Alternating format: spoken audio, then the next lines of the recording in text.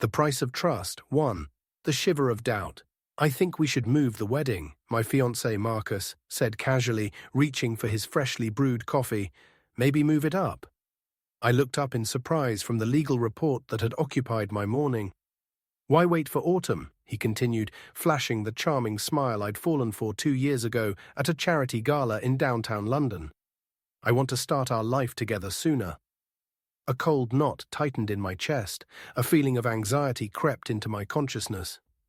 Marcus had always been a man of meticulous plans, where everything was calculated down to the smallest detail, from his bespoke suits to the minutes spent in negotiations. This sudden change didn't fit his style, but I smiled, sipped my coffee, and decided to ignore it. That evening, however, while he was out dining with a client, I instinctively checked my bank notifications. My gaze froze on strange transactions, small amounts like 0.99, typical of scammers testing access to accounts. A chill ran down my spine. Something was clearly wrong. But before an open confrontation, I needed proof. The next morning, I drove not to my office, but to our family estate in Belgravia. Instead of the usual serenity, I noticed strange activity at the gates. A real estate agent was enthusiastically showing my own mansion to a couple, raving about the stained glass windows I had personally restored. I froze at the wheel, my hands trembling with shock and rage. My home, my grandmother's home, my family's legacy, was being sold without my knowledge. Taking a deep breath, I pulled myself together and called the private investigator I had trusted for years. Ethan, I need you to urgently check all of Marcus's financial operations for the past 6 months. I think my fiancé has decided to play games with my assets. 2. The calculated move. By evening, I had the first results, documents detailing fund transfers, complete with my forged signature. I stared at the screen, unable to believe this was real. The next few hours were spent in shock, reviewing Ethan's reports. Marcus had access not only to my trust fund, but to all my investments and properties, channeling funds into unknown accounts. The final piece of information from the detective completely derailed me. He's done this before, Sophia. 2 successful women, both lost everything. One left her profession, the other barely avoided bankruptcy. The air in the penthouse felt suffocating. I gasped with fury and the realization of who I had been living with. But now I needed help, and I knew exactly who to turn to. The next day, I sat in the office of Judge Eleanor Vance, a woman I had admired since my days at Oxford Law. She carefully examined the documents spread on her desk. This isn't just fraud, Sophia. This is large-scale asset misappropriation and real estate scamming, she said calmly, looking straight into my eyes. I know, my voice trembled slightly. He controls everything, my accounts, my email. But it's too early to act. We need him to believe he has won. That evening, I returned home, feigning absolute calm. I let Marcus hug me, drank the wine he offered, even laughed at his jokes. Though I was boiling inside, he thought he was in control, but he was no longer playing alone. While he slept beside me, I mapped out every step that would lead to his ruin. The next morning, I woke up next to a person I no longer recognized. Marcus was sleeping peacefully, his breathing even. His hand lay on my waist with possessive ease. I suppressed the urge to throw it off and abruptly get up. Instead, I lay still, staring at the ceiling, mentally going over my plan. This wasn't about petty revenge or a fit of anger. I needed to be cold and calculating. Marcus had been building his scheme for months, perhaps years. He thought he had complete control, and that was his main mistake. Marcus's power was not in his own money, he never had any. Everything he possessed, he appropriated using my trust and connections. His main talent was manipulating the right people who believed in him and invested in him. I decided to destroy those connections so subtly that he wouldn't even notice the ground disappearing beneath his feet. 3. The collapse. My first step was meeting Catherine Bell, a senior partner at one of London's largest law firms, Romanov and Partners. We met for lunch at a quiet restaurant. Catherine was known for her rigor and flawless reputation, exactly the kind of person Marcus tended to underestimate. Your associate, Michael Lowe, has been implicated in forging documents in concert with my fiancée, I said calmly, sliding a thick folder of evidence across the table. These are transfers of assets to shell corporations. It's all here. She flipped through the documents, her lips pressed into a thin line. A flicker of alarm crossed her eyes, though outwardly she remained composed. This is enough to bury his career and reputation, Catherine said, looking up at me. And not just his. I paused. Imagine the blow to your firm's reputation if it becomes known that a Romanoff and Partners employee was involved in large-scale fraud. She looked at me intently again, sighed, and pushed the folder away. What do you want? She asked directly. Your cooperation, I replied calmly. Lowe needs to disappear by morning without any noise or publicity. Marcus will lose a critical player in his scheme. She nodded. It will be done. Marcus was starting to lose ground. That evening I began making subtle hints, watching his reaction. At dinner, sipping wine, I casually mentioned, by the way, Judge Vance has taken an interest in some case involving a Henderson property deal. Marcus froze, the fork suspended in his hand. Henderson? He asked cautiously. I took another sip. Something to do with financial manipulations, it seems. A shadow of worry crossed his face, though he maintained a confident composure. He nervously checked his phone all evening, something he never did before. A week later, he proposed a new idea. Maybe we should have the wedding in Italy. Next month, for instance. I feigned surprise. Next month? That's so soon. He smiled warmly, covering my hand with his. I'll take care of everything. You just have to say yes. I lowered my eyes, playing the part of the hesitant bride, allowing him to think he was still in control. All right, I replied softly. Have it your way. But that evening, while Marcus was delayed at a meeting, Ethan called. We have new information, Sophia. His voice was serious. Marcus has set up a meeting for tomorrow with a Gleb Cayman. Ethan explained, this man specializes in document cleansing and eliminating financial trails. They're meeting right at your house.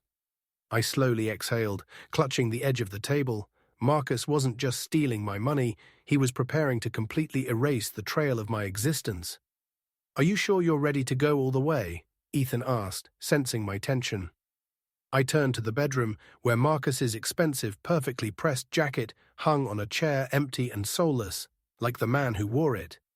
Absolutely, I replied firmly. Let him think he's covering his tracks. In reality, he's walking right into mine. 4. Justice. The next day, I meticulously prepared. Hidden cameras were installed throughout the house, and Ethan and his team were stationed in my study. I deliberately left, giving Marcus the freedom to act confidently, believing he was in full control. At the appointed time, a black SUV pulled up to the mansion. A tall, grim-faced man stepped out, Gleb Cayman, the fixer. Marcus was already waiting on the porch, smiling broadly and shaking his hand as if meeting an old friend. I watched everything on my phone screen from Catherine Bell's office. Ethan streamed every word of their conversation. Documents, transfers, transaction trails. Everything needs to be cleaned up thoroughly, Marcus said, pointing to folders on my desk. She shouldn't find anything, especially the Swiss and Cyprus accounts. Gleb opened a folder and quickly scanned the documents. It will be done, he said shortly. In a couple of days, no evidence will remain. I involuntarily clenched my fists, but Catherine gently touched my arm. It's all going according to plan, Sophia. Soon he will realize he made the biggest mistake of his life. Meanwhile, Marcus continued, lowering his voice. One more thing, Gleb. I need guarantees. If Sophia starts to suspect anything, you need to be ready to get rid of all traces. Gleb frowned, including her in the traces. Marcus fell silent, as if considering for the first time crossing the final line. Finally, he replied curtly, if necessary, yes. Hearing this, I felt sick, but immediately composed myself. Now, all the cards were mine. The conversation was recorded, the evidence gathered. Marcus had left himself no way to retreat. After Gleb left, Marcus called me. His voice was affectionate and confident. Sophia, we need to discuss something over dinner tonight. Of course, darling, I replied just as sweetly, feeling his words cut into my soul like a knife. I returned home a little later than usual, finding Marcus in the living room. He greeted me with a wide smile and a kiss on the cheek. How was your day? He asked, handing me a glass of wine. Excellent, I replied, looking him straight in the eyes. I hope yours was no worse. He missed the hidden meaning and chuckled. It was absolutely perfect. Soon we sat down for dinner.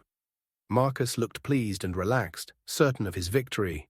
He raised his glass and said, "To our future."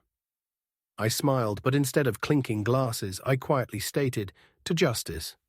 He froze, looking at me questioningly. "What do you mean?"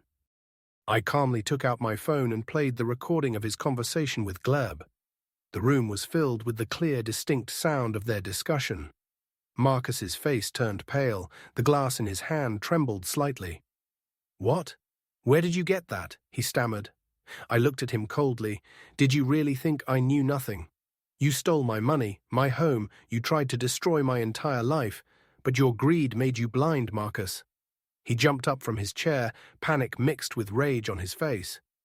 "You think this is the end? You have no idea who you're messing with." "No, Marcus, you have no idea who you messed with." I calmly pressed a button on my phone. "Come in." Ethan and two officers quickly entered the living room, followed by Judge Vance. Marcus stumbled backward, hitting the wall. "Marcus Victor, you are under arrest on suspicion of fraud, grand larceny, and preparation of a felony," the judge announced, looking him calmly in the eyes. He tried to say something, but Ethan sharply interrupted him, securing the handcuffs. "All evidence has been collected. You won't talk your way out of this." Marcus shot me one last look, full of hatred, before he was led away. I remained standing in the middle of the living room, feeling the tension slowly release. Judge Vance approached me. "Sophia, you handled this brilliantly. He had zero chance." I nodded, finally allowing myself to breathe. "What happens now?" She smiled softly. 20 years at least, and all the stolen assets will be returned, not just to you, but to the other victims of his schemes."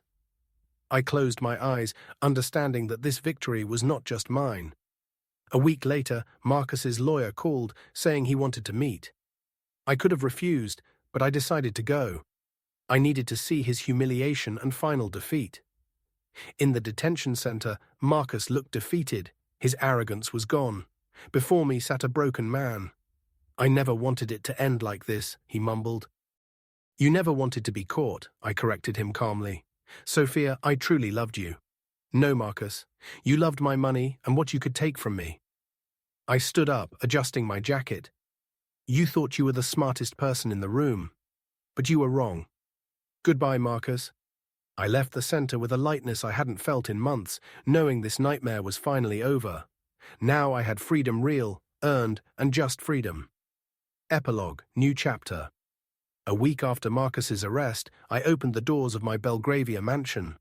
Home, not just bricks and windows, but a space where I could breathe deeply again, without fear, distrust, or pain.